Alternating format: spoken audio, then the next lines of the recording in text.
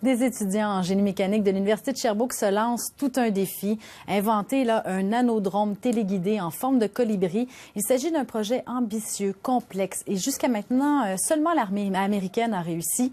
Marie-Michel Lauzon les a rencontrés. Petit, agile, fascinant, le colibri bat des ailes en moyenne 80 fois chaque seconde. Et si plusieurs aiment l'observer, certains veulent le recréer.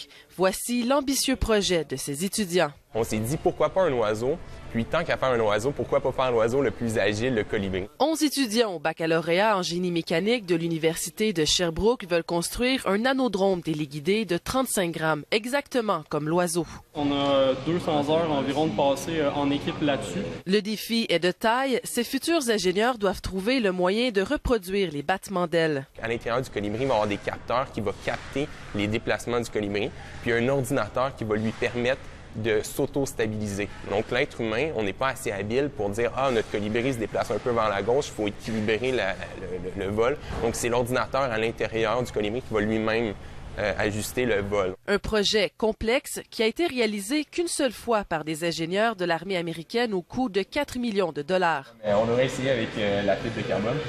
Mais c'est avec un budget de 20 000 $ que ces étudiants mettent leur passion au service de la science. Mon cas, c'était le défi technologique. C'est quelque chose qui est assez complexe à réaliser. Puis c'est ça qui me motive justement d'avoir un défi comme ça. Une avancée technologique qui pourrait sauver des vies. Là, on pourrait avoir des petits engins très, très petits, avec une grande manœuvrabilité, qui vont dans les petits espaces comme un bâtiment décombre qui vient de s'effondrer, puis la recherche de victimes. Il faudra attendre jusqu'en décembre 2014 afin de savoir si le colibri volera ou pas. Marie-Michel Lauzon, Radio-Canada, Sherbrooke. Voilà, c'est ce qui complète votre téléjournalisterie. Merci d'avoir été des nôtres. Votre prochain rendez-vous d'information est à 22h. Passez une excellente soirée à notre antenne.